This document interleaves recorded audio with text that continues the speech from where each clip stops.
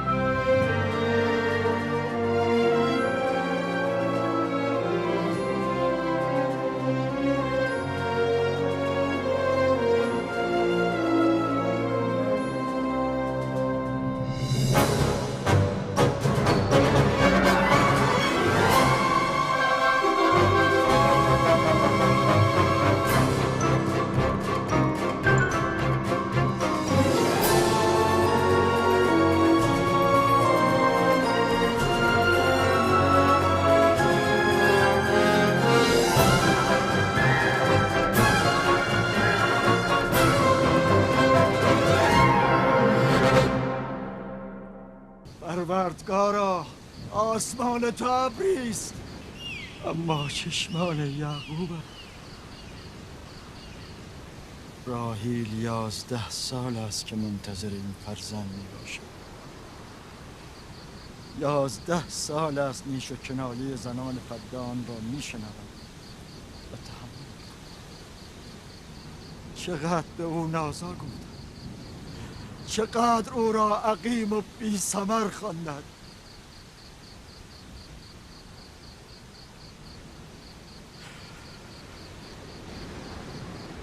کاهن بزرگ مرا ببخشند. امشب برای یعقوب و خاندانش خوابها دیدم. مرا تنها بگذارید.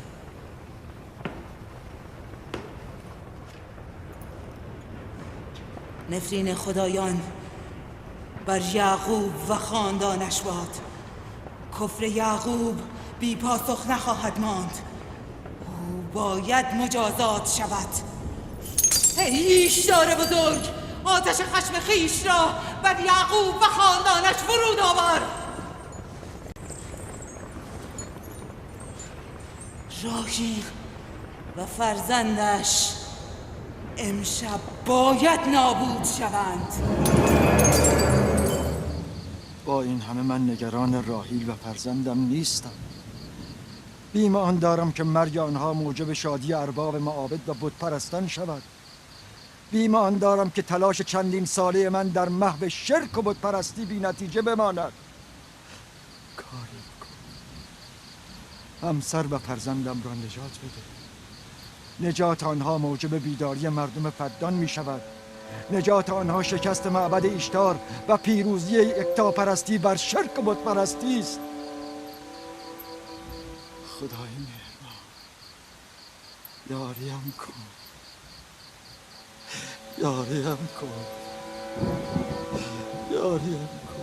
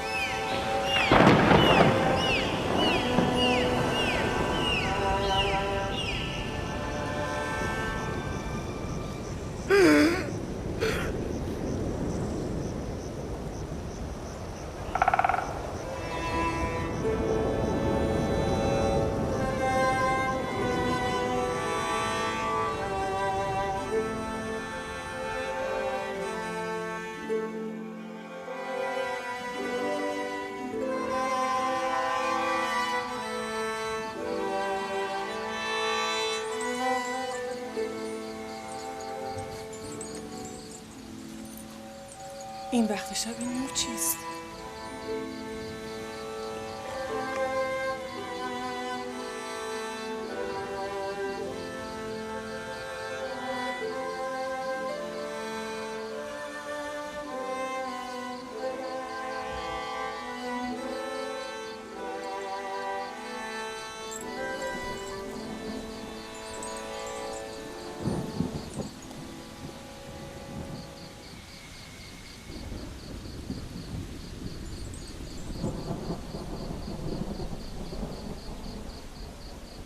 راحیل به هوش آمد.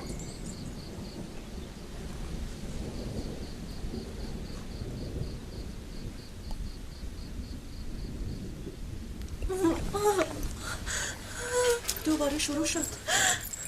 راحیل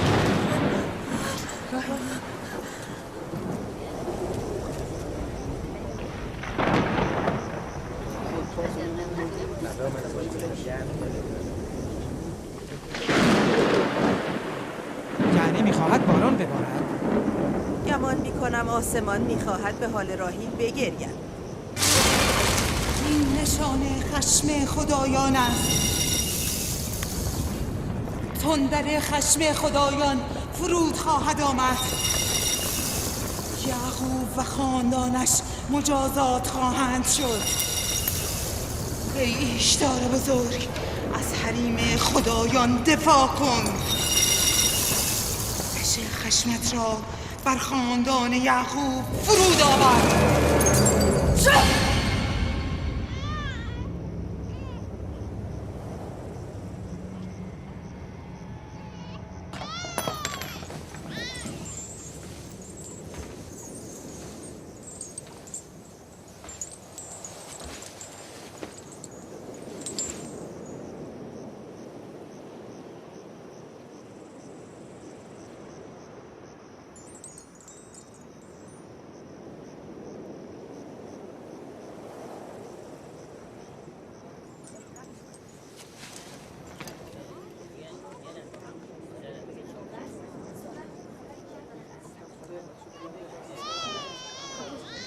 یعنی فرزند راحیل به سلامت به دنیا آمد؟ پس نفرین ایشتار، جادوی ایستر.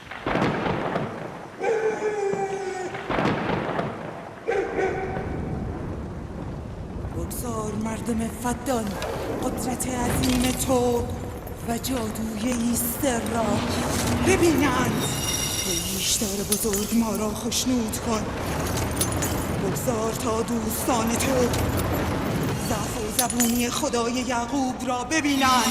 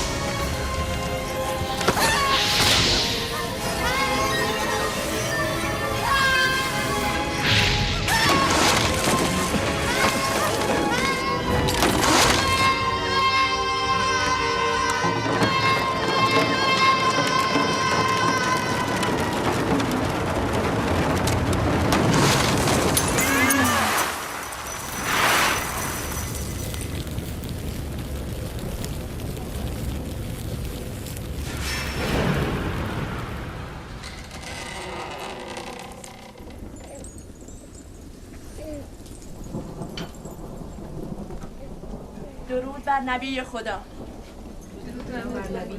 درود خداوند بر همه شما بود. قدم نورسیده مبارک. مبارک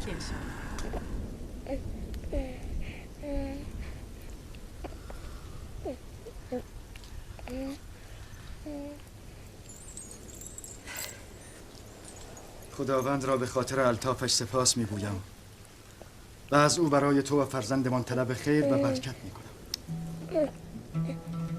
11 سال در انتظار تو بودیم. چرا این همه دیر؟ نمیپرسید فرزندتان پسر است یا دختر؟ یوسف اسم پسر است یا دختر؟ از کجا دانستید؟ چه کسی به شما گفت؟ همان که ساعتی پیش مژده ورودش را به من داد.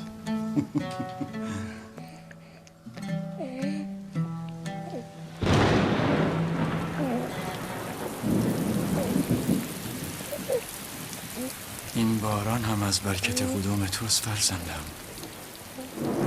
خوش آمدی.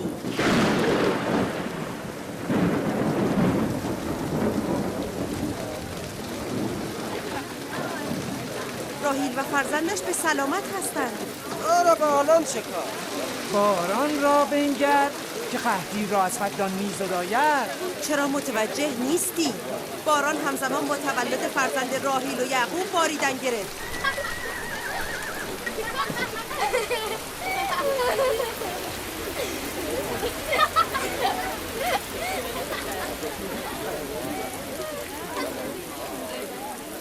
یعنی راهیل و فرزندش سلامت هستن؟ آری میبینی که چه کودک خوشیمن و مبارکی است.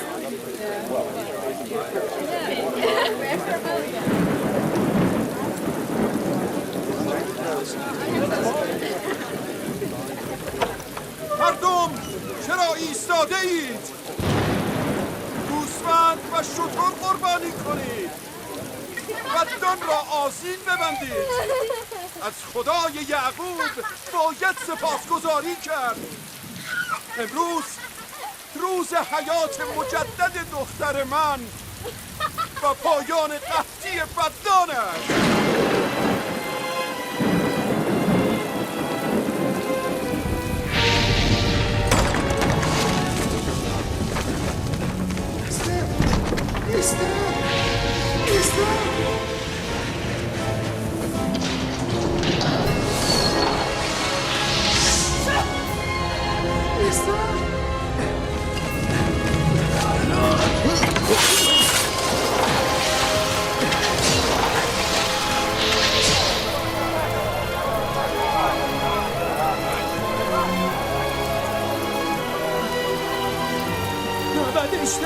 معبد اشتر آتش گرفته.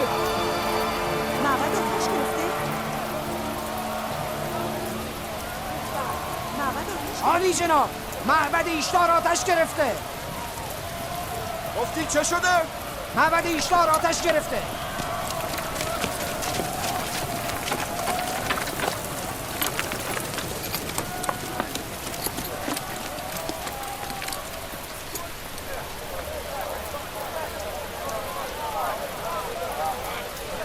چه اتفاقی افتاده است؟ با من بیایید.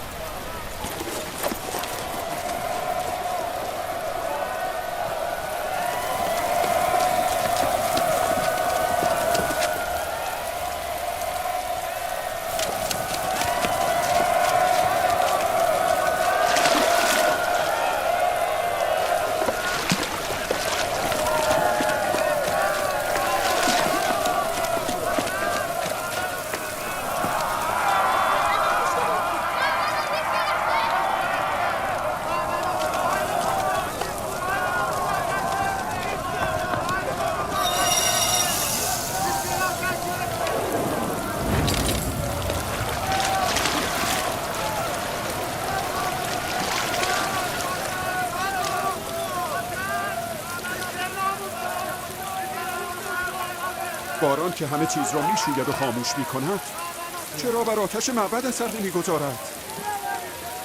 این عجیب نیست؟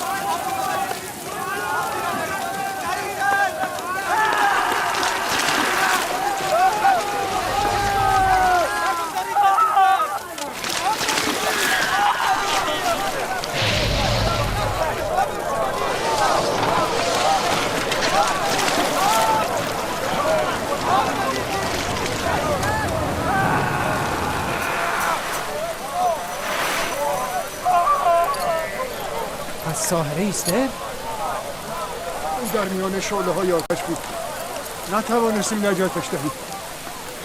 ساحره سوخت. ساحره ایستر سوخت. یعنی ایستر هم باید بسوزد؟ نمیشود برای اون کاری کرد. مگر آتش کاهنه معبد رو هم میسوزاند؟ معلوم است او که از خدایان نیست، او هم میسوزد. این بود خدای قدرتمند ایشتار. خود و کاهنانش در آتش سوختند و توان دفاع از خود را نداشتند. ایستر که میگفت راهیل و فرزندش نابود خواهند شد. چه شد؟ اینکه خودش نابود شد. کجا؟ میروم به خدای یعقوب ایمان بیاورم.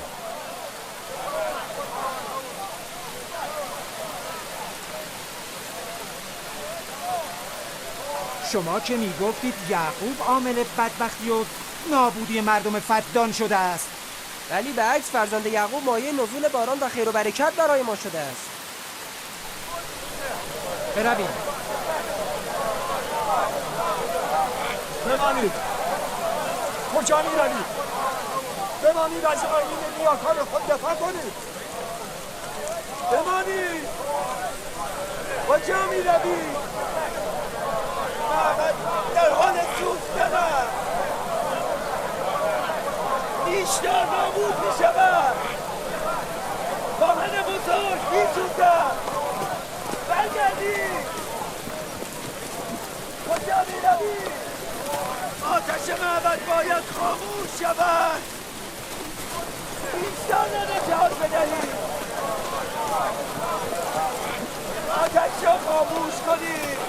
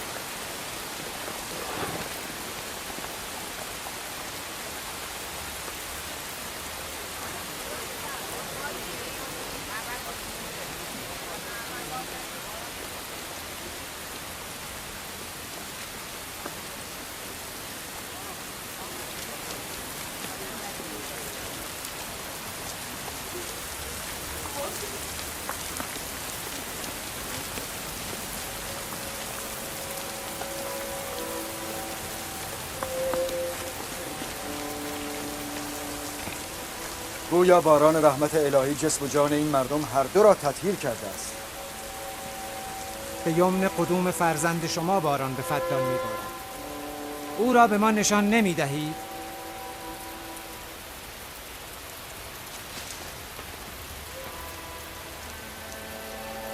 من ناگزیرم که به نبوت شما اقرار کنم، چرا که به عیان دیدم با آمدن فرزند تو هم معبد بت پرستان نابود شد، هم قحطی فدان.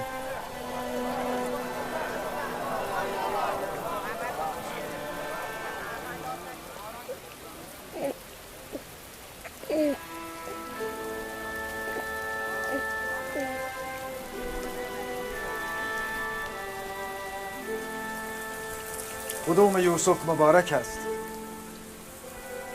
اما آن که معبد ایشتار را نابود کرده و باران بر فدان نازل نموده خدای من است، خداوند یکتا.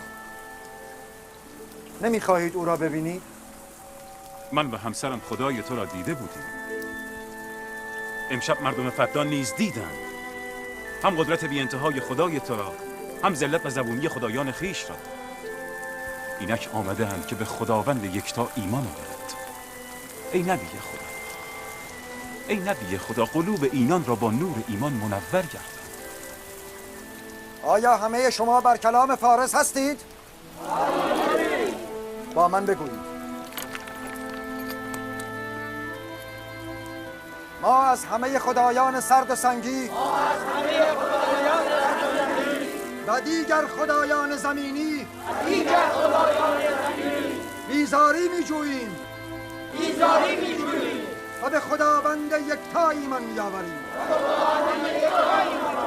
خداوند آسمان ها و زمین و به همه پیامبران و فرستادگانش ایمان می آوریم و از فرامین آنها اطاعت می کنیم.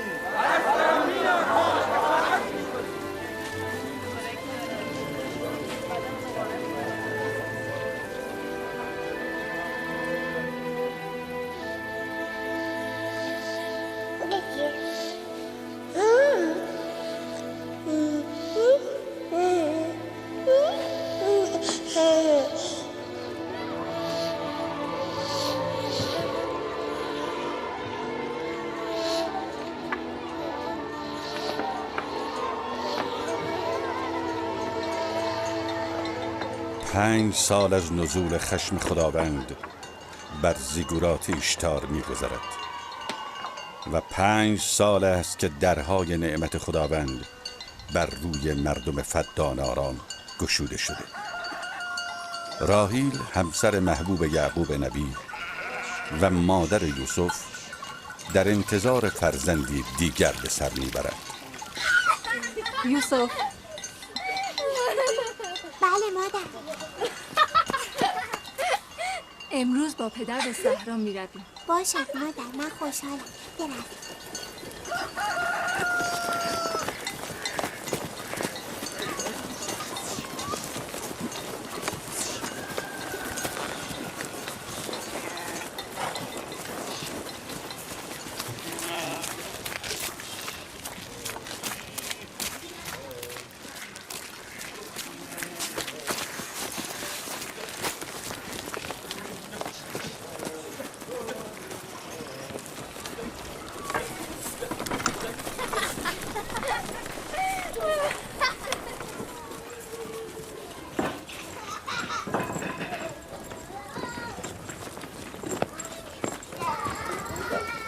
آن زمان که از یعقوب فرزندی نداشت محبوبه او بود، اکنون که دیگر هیچ.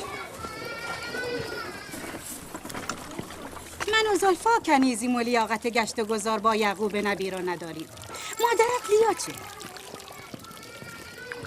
شاید کار دارد، شاید هم علاقه به گشت و گذار در صحرا ندارد. چه میدانم؟ و شاید پدرت جز راحیل کسی را دوست ندارد.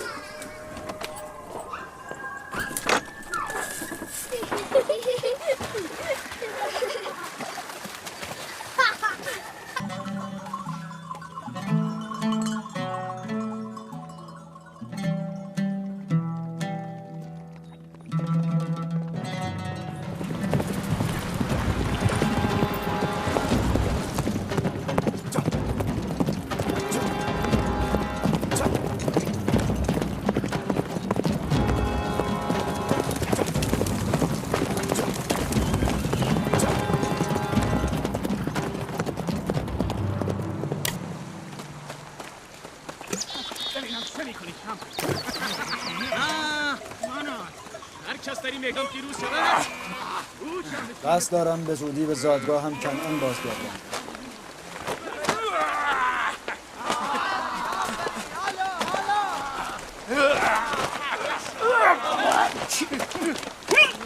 نکند آنها با یکدیگر نزاع کنند. ببینم چه میکنی شب. نگران نباش، آنها زور آزمایی میکنند. معتقدن هر کس قوی تر از دیگران باشد جانشین من است. بزنش سریع. هر کس سریع میگم پیروز شود او جانشین من.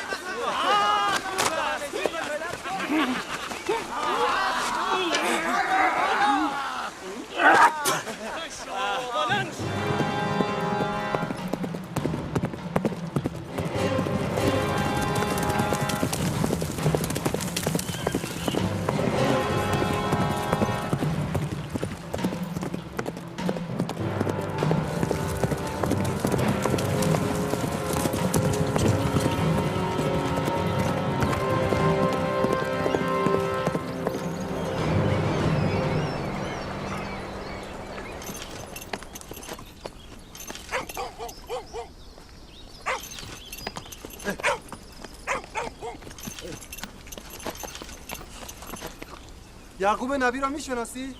فرزند اسحاق پیامبر؟ او و فرزندش مایه خیر و برکت فدانند. آری میشناسم. کجا میتوانم او را بیابم؟ دایی او لابان فرماندار است، نزد او.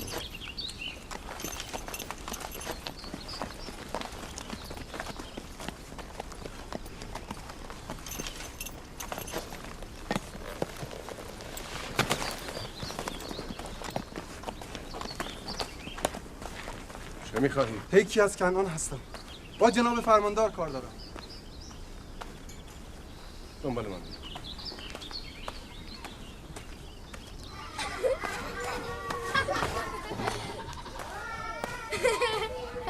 دینه جان بیا دخترم.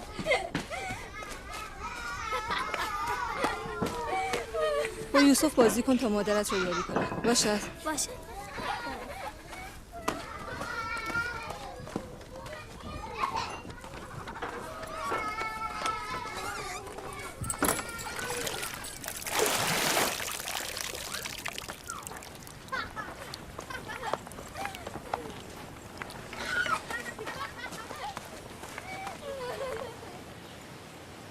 راهی خبری است؟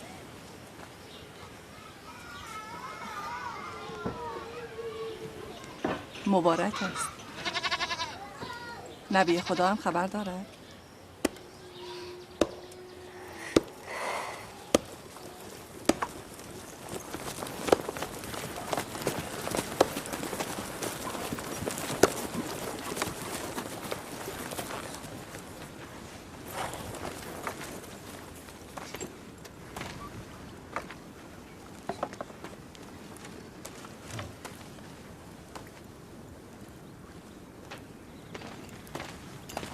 سلام پدر بزرگ. سلام پدر بزرگ. سلام پدر بزرگ. سلام پدر، خوش آمدی. سلام. چه شده یادی از ما کردی؟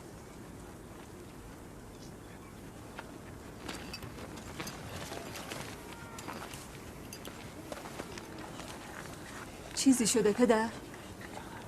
اتفاقی افتاده است؟ آن مرد که میبینید از کنعان آمده و خبرهای خوبی برای ما ندارد. یعقوب کجاست؟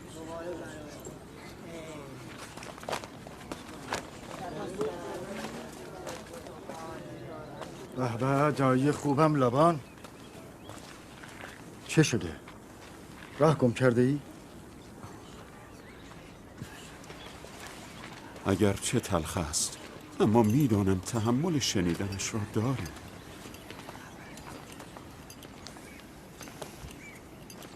چرا حرف نمیزنی؟ پدرت اسحاق نبی دار فانی را ودا گفته.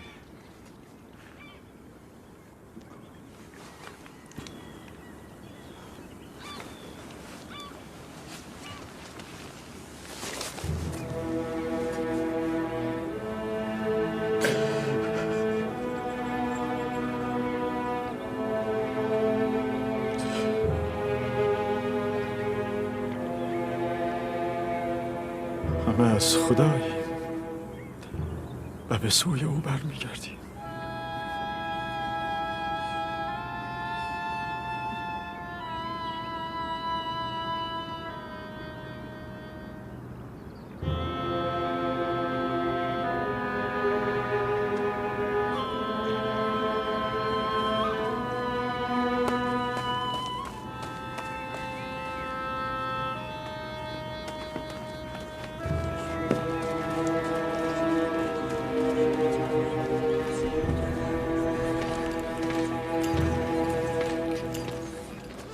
تصمیم شما چیست پیامبر خدا؟ بعد از اسحاق نبی رسالت مردم کنعان بر عهده یعقوب نبی است. خواهرتان فائقه گفتند این رسالت را به شما ابلاغ کنم. یعنی باید بروید؟ مرگ حقیقتی است که همه را در بر میگیرد و هیچ کس را از آن گریزی نیست، حتی اولیا و انبیای الهی. از همدردی همه شما سپاسگزارم و از خداوند برای خود طلب صبر و بردباری میکنم. ای نبی خدا، اگر ما عهد کنیم که از فرامین شما اطاعت کنیم، آیا در فدان خواهید ماند؟ من مردم فدان را دوست دارم و ترک شما برایم سخت است. این به اراده من نیست. من به خواست خود نمی روم که به خواست خود بمانم.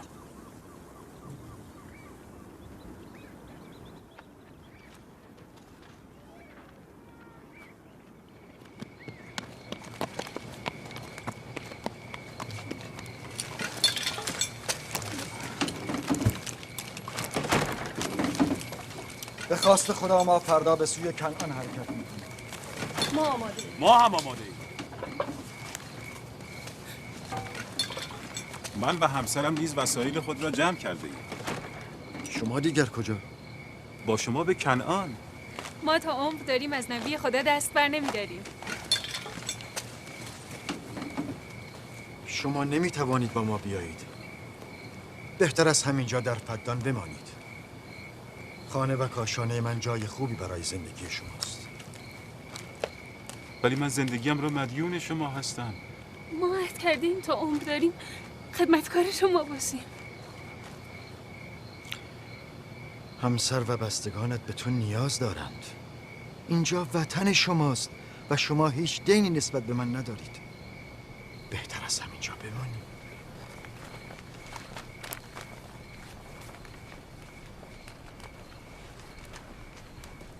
خداوند را سپاسگزارم که به ما نور هدایت ارزانی داشت. من سالها با شما زندگی کردم. در غم و شادی شما شریک بودم. از اینکه شما را ترک می کنم غمگین هستم. شما روزی بت پرست بودید. خداوند یکتا نور ایمان بر قلب‌های شما جاری ساخت و شما بت‌های خود را دور انداختید و خدای یکتا را برگزیدید. قدر ایمان و دعوت الهی را بدانید. مبادا تاریکی کفر و جهل را جایگزین نور الهی کنید. یعقوب باشد یا نباشد، خداوند یکتا ناظر بر اعمال و افکار شماست. خدا نگهدار همه شما.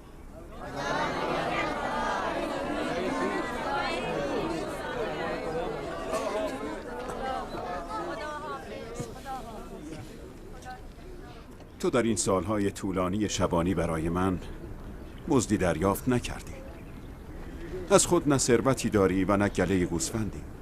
من نیمی از گوسفندانم را به تو و دخترانم هدیه می کنم. امیدوارم امورات شما با این گله اداره شود. سپاسگزارم. خداوند به شما خیر و برکت فراوان دهد. سپاسگزارم پدر. خداوند به شما خیر دهد. این حق یعقوب است. من باید پس از سالها زحمت از او قدردانی کنم.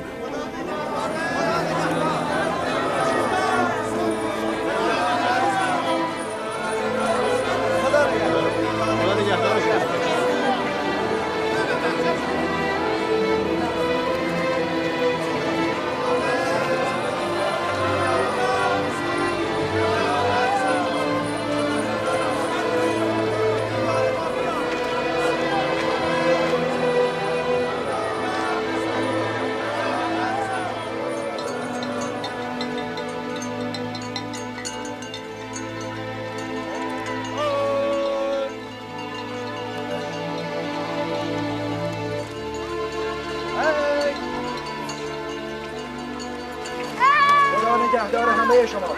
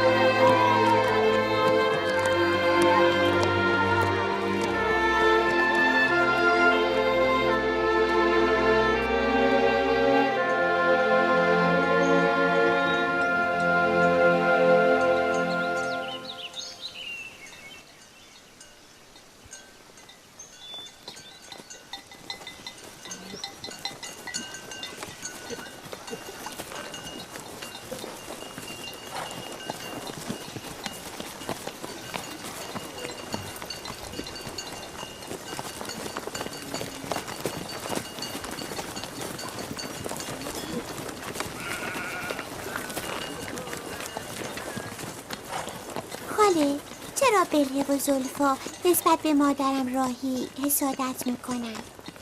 اینجا چه کسی به تو گفت؟ همه میگوین یهودا خودش از زبان بلهه و زلفا شنیده بود.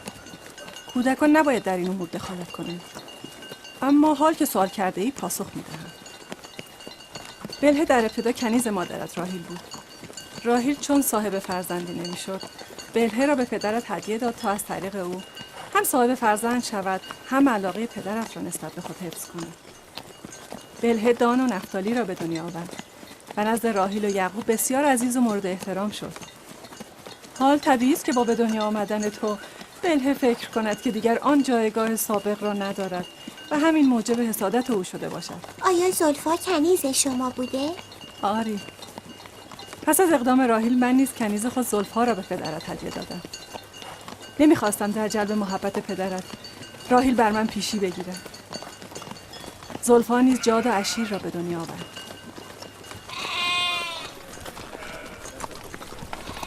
راوی شمو چه میکنی؟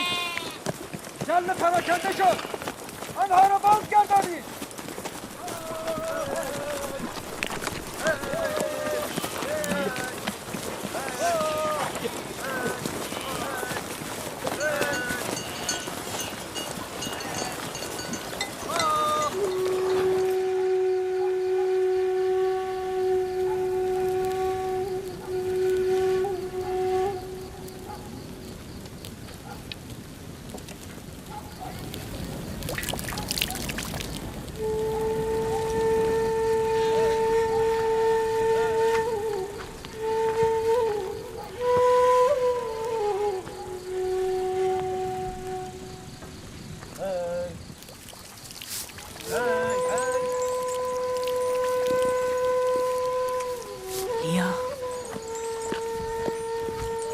فکر نمی کنی که یعقوب بیش از حد جایگاه راهیل را عزیز می دارد؟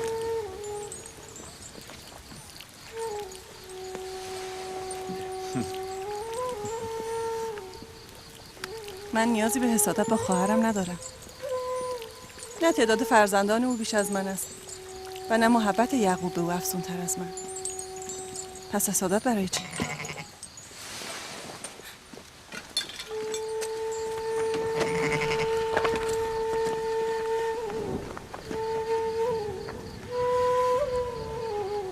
خب معلوم است او که رأی خواهرش را به ما نخواهد داد.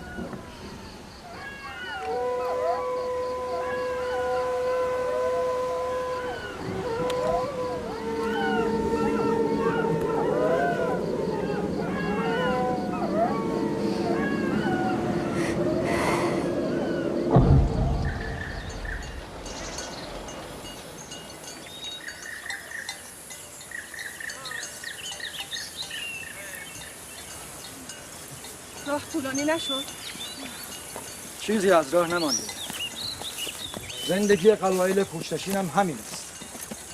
هم سفر میکنند هم زندگی.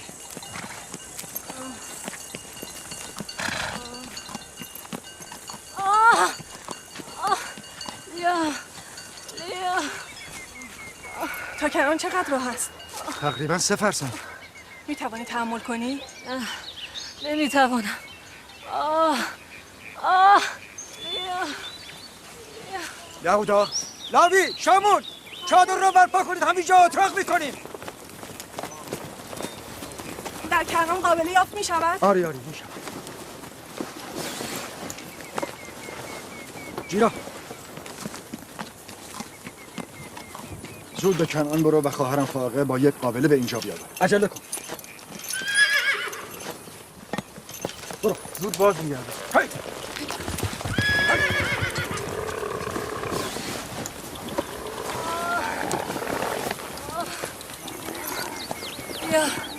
بیا تحمل کن خواهرم. راهی کمک کن. آرام مواظب بود.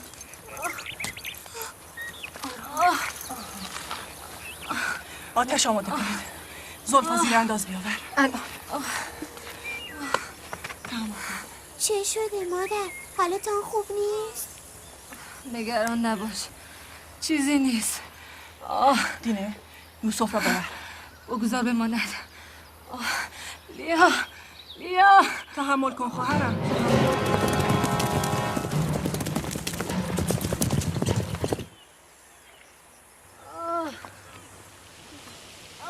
مادر رهایم کن.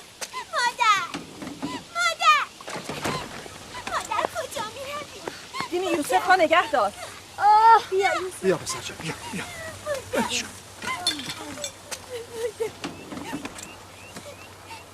چه شده پسرم؟ یوسف تو نباید بروی. پدر من برای مادر میترسم. چرا پسر جان؟ اتفاقی نیفتاده؟ نگران نباش.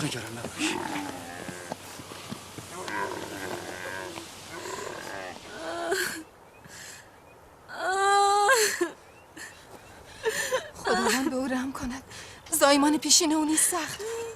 چیزی نمانده بود که از دست برود. به یعقوب بگویید دعا کند.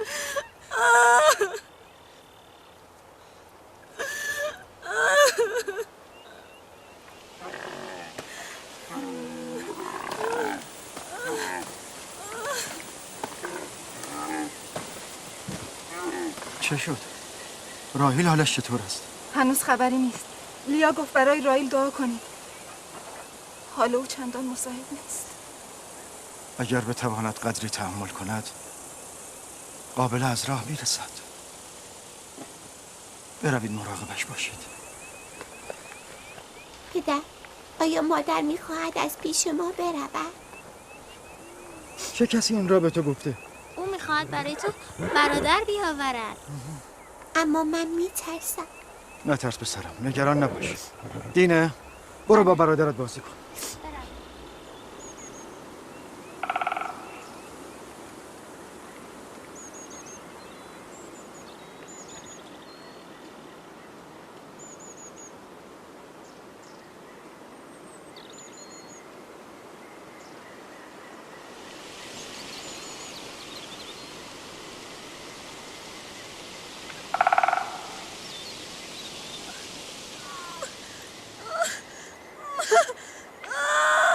اگر این بار همچون زایمان پیشین باشد خداوند به او رحم کند. مشکل بتواند جان سالم به در ببرد. نمیتوانی نفوس بد نزنی؟ جغد شوم؟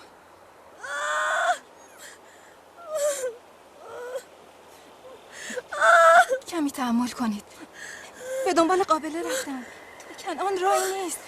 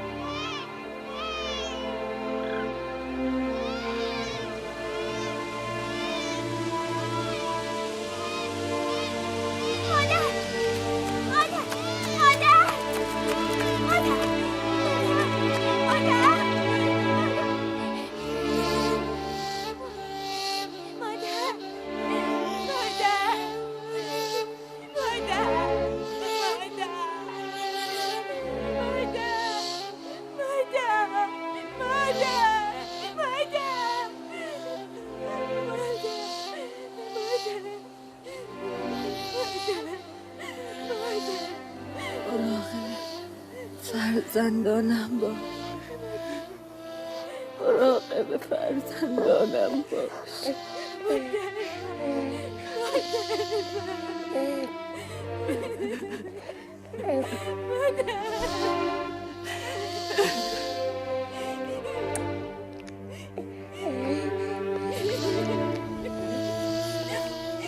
مراقب فرزندانم باش.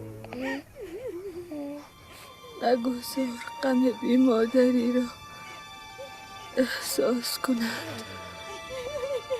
نگذار.